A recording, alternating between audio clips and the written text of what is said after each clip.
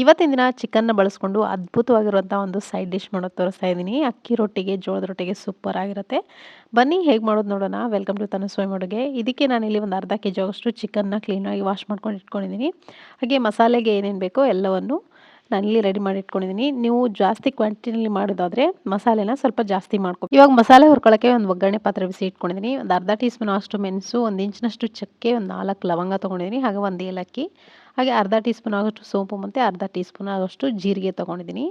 ಹಾಗೆಯೇ ಒಂದು ಚಿಟಿಕೆ ಆಗೋಷ್ಟು ಮೆಂತ್ಯ, ಹಾಗೆ ಒಂದು ಜಾಯಪತ್ರೆ ತೊಗೊಂಡಿದ್ದೀನಿ, ಒಂದು ಅರ್ಧ ತುಂಡ ಅಷ್ಟು.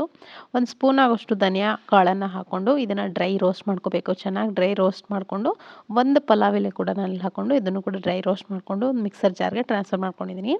ನಾನಲ್ಲಿ 1 ಗಂಟೆ ಮುಂಚೆ ನೀರಲ್ಲಿ ನೆನೆಸಿಟ್ಟಿದ್ದೆ ಬ್ಯಾಡಗಿ ಮೆಣಸಿನ್ಕಾಯಿ ಮತ್ತು ಗುಂಟೂರು ಮೆಣಸಿನ್ಕಾಯಿ. ಗುಂಟೂರು 2 ಮಾತ್ರ ತೊಗೊಂಡಿದ್ದೀನಿ, ಬ್ಯಾಡಗಿ ಒಂದು 4 ತೊಗೊಂಡಿದ್ದೀನಿ. ಇದಕ್ಕೆ ಅರಿಶಿನ ಪುಡಿ ಮತ್ತು ಒಂದು ಅರ್ಧ ನಿಂಬೆಹಣ್ಣು ಗಾತ್ರದಷ್ಟು ಹುಣಸೆಹಣ್ಣು ಹಾಕ್ಕೊಂಡು ಇದನ್ನು ನುಣ್ಣಗೆ ರುಬ್ಕೊಂಡು ಬರಬೇಕು. ಈಗ ನೋಡ್ತಿರ್ಬೋದು ಈ ಥರ ಪೇಸ್ಟ್ ಮಾಡ್ಕೋಬೇಕು. ಸೊ ಇವಾಗ ಒಂದು ಕಡಾಯಿ ಬಿಸಿ ಇಟ್ಕೊಂಡಿದ್ದೀನಿ. ಇದಕ್ಕೆ ಒಂದು 2 ಸ್ಪೂನ್ ಆಗೋಷ್ಟು ಎಣ್ಣೆಯನ್ನು ಹಾಕ್ಕೊಂಡಿದ್ದೀನಿ. ಎಣ್ಣೆ ಸ್ವಲ್ಪ ಜಾಸ್ತಿ ಹಾಕ್ಕೋಬೇಕು. ಎಣ್ಣೆ ಕಾದ್ಮೇಲೆ ಒಂದು ಈರುಳ್ಳಿ, ಹಾಗೆ ಒಣಮೆಣಸಿನ್ಕಾಯಿ, ಒಂದು ಕರಿಬೇವಿನ ಸೊಪ್ಪೆಲ್ಲ ಹಾಕ್ಕೊಂಡು ಫ್ರೈ ಮಾಡ್ಕೊಳ್ತಾ ಇದ್ದೀನಿ. ನೋಡ್ತಿರ್ಬೋದು ಎಣ್ಣೆಲಿ ಡೈರೆಕ್ಟಾಗಿ ಈರುಳ್ಳಿ ಹಾಕ್ಕೋಬೇಕು, ಕರಿಬೇವು ಮತ್ತು ಒಣಮೆಣಸಿನ್ಕಾಯಿ ಆಪ್ಷನಲ್ ಬೇಕಿದ್ರೆ ಹಾಕ್ಕೋಬೋದು. ಸ್ವಲ್ಪ ಅರ್ಧದಷ್ಟು ಫ್ರೈ ಆದಮೇಲೆ ನಾನಿಲ್ಲಿ ಚಿಕನ್ನ ಹಾಕ್ಕೊಳ್ತಾ ಇದ್ದೀನಿ. ಚಿಕನ್ ಹಾಕ್ಕೊಂಡು ಒಂದು ಕೋಟಿಂಗ್ ಬೇಯೋವರೆಗೂ ಚಿಕನ್ನ ಈ ಥರ ಮಿಕ್ಸ್ ಮಾಡ್ಕೊತ ಫ್ರೈ ಮಾಡ್ಕೋಬೇಕು. ಮೀಡಿಯಮ್ ಫ್ಲೇಮ್ ಇಟ್ಕೊಂಡು ಸ್ವಲ್ಪ ಹೊತ್ತು ಫ್ರೈ ಮಾಡ್ಕೋಬೇಕಾಗತ್ತೆ. ಪೂರ್ತಿ ಇದು ಕಲರ್ ಚೇಂಜ್ ಆಗುತ್ತೆ ಅಲ್ಲಿವರೆಗೂ ಇಲ್ಲಿ ಫ್ರೈ ಮಾಡ್ಕೋಬೇಕು. ಈ ಟೈಮಲ್ಲಿ ಉಪ್ಪಾಗಲಿ ಅರಿಶಿನವಾಗಲಿ ಹಾಕ್ಕೊಳ್ಬಾರ್ದು. ಇವಾಗ ನೋಡಿ ಒಂದು ಕೋಟಿಂಗ್ ಫುಲ್ ಬೆಂದಿದೆ. ಇವಾಗ ಮುಚ್ಚಿ ಒಂದು 5 ನಿಮಿಷ ಬಿಡ್ತೀನಿ. 5 ನಿಮಿಷ ಆದಮೇಲೆ ನಾನಿಲ್ಲಿ ಶುಂಠಿ ಬೆಳ್ಳುಳ್ಳಿ ಪೇಸ್ಟ್ ಹಾಕ್ಕೊಳ್ತಾ ಇದ್ದೀನಿ. ಹಾಗೆಯೇ ಒಂದು ಟೊಮೆಟೊ ಕೂಡ ಹಾಕ್ಕೊಳ್ತಾ ಇದ್ದೀನಿ. ನಿಮ್ಗೆ ಶುಂಠಿ ಬೆಳ್ಳುಳ್ಳಿ ಪೇಸ್ಟ್ ಇಲ್ಲಾಂದರೆ ರುಬ್ಬಕ್ಕೆ ಹಾಕ್ಕೋಬೋದು. 1 ಸ್ಪೂನ್ ಆಗೋಷ್ಟು ಶುಂಠಿ ಬೆಳ್ಳುಳ್ಳಿ ಪೇಸ್ಟ್ ಹಾಕ್ಕೊಂಡು ಅದನ್ನು ಕೂಡ ಮಿಕ್ಸ್ ಮಾಡ್ಕೊಳ್ತಾ ಫ್ರೈ ಮಾಡ್ಕೋಬೇಕು. ಪೂರ್ತಿ ಚಿಕನ್ ಜೊತೆಗೆ ಮಿಕ್ಸ್ ಆಗಬೇಕು. ಶುಂಠಿ ಬೆಳ್ಳುಳ್ಳಿ ಪೇಸ್ಟ್ ಆಗಲಿ ಈ ಟೊಮೆಟೊ ಆಗಲಿ. ಈ ಟೈಮಲ್ಲಿ ಮತ್ತೆ ಉಪ್ಪನ್ನು ಸೇರಿಸ್ಕೊತಾ ಇದ್ದೀನಿ. ಹಾಗೆ ಅರಿಶಿನ ಪುಡಿ ಕೂಡ ಹಾಕ್ಕೊಂಡು ಮತ್ತೆ ಒಂದು ಸತಿ ಮಿಕ್ಸ್ ಮಾಡ್ಕೋಬೇಕು. ಒಂದು ಸತಿ ಚೆನ್ನಾಗಿ ಚಿಕನ್ ಬೇಯೋವರೆಗೂ ಅರಿಶಿನ ಉಪ್ಪನ್ನು ಸೇರಿಸ್ಕೋಬಾರ್ದು.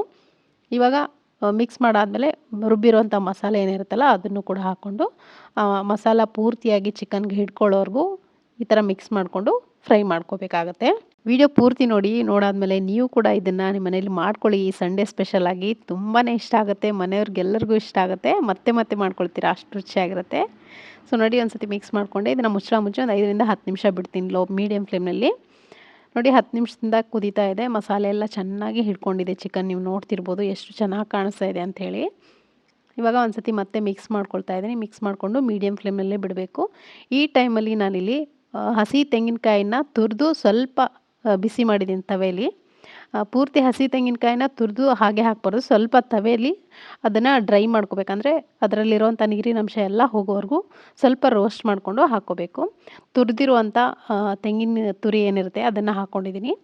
ಅದನ್ನು ಜಾಸ್ತಿನೇ ಹಾಕ್ಕೋಬೇಕಾಗುತ್ತೆ. ನಾನಿಲ್ಲಿ ಒಂದು ಅರ್ಧ ಬಟ್ಲು ಫುಲ್ಲು ಕಾಯಿನ ಹಾಕ್ಕೊಂಡಿದ್ದೀನಿ. ಹಾಕ್ಕೊಂಡು ಮಿಕ್ಸ್ ಮಾಡಿಕೊಂಡು ಕೊನೆಯದಾಗಿ ಸ್ವಲ್ಪ ಕೊತ್ತಂಬರಿ ಸೊಪ್ಪನ್ನು ಹಾಕ್ಕೊಂಡು ಮತ್ತೆ ಇಲ್ಲಿ ಮುಚ್ಚಿ ಒಂದು 5 ನಿಮಿಷ ಬಿಟ್ಟರೆ ಸಾಕು. 5 ನಿಮಿಷ ಆದಮೇಲೆ ಎಲ್ಲ ಚೆನ್ನಾಗಿ ಮಸಾಲೆ ಹಿಡ್ಕೊಂಡಿರುತ್ತೆ. ಕಾಯಿಗೂ ಕೂಡ ಮಸಾಲೆ ಹಿಡ್ಕೊಂಡಿರುತ್ತೆ. ನೀವು ನೋಡ್ತಿರ್ಬೋದು ಎಷ್ಟು ಚೆನ್ನಾಗಿದೆ ನೋಡೋಕ್ಕೆ. ಟೇಸ್ಟ್ ಕೂಡ ಅಷ್ಟೇ ರುಚಿಯಾಗಿರುತ್ತೆ. ಇದು ಅಕ್ಕಿ ರೊಟ್ಟಿ ಜೊತೆಗೆ ತುಂಬ ಚೆನ್ನಾಗಿರುತ್ತೆ. ನಾನು ಕೂಡ ಇವತ್ತು ಅಕ್ಕಿ ರೊಟ್ಟಿ ಜೊತೆಗೆ ಸರ್ವ್ ಮಾಡಿದ್ದೆ. ಪ್ರತಿಯೊಬ್ಬರಿಗೂ ಇಷ್ಟ ಆಗುವಂಥ ಒಂದು ಟೇಸ್ಟಿಯಾಗಿರುವಂಥ ಚಿಕನ್ ಸುಕ್ಕ ಇದು. ಖಂಡಿತ ನೀವು ಕೂಡ ನೋಡಾದಮೇಲೆ ಮಿಸ್ ಮಾಡಲೇಬೇಡಿ.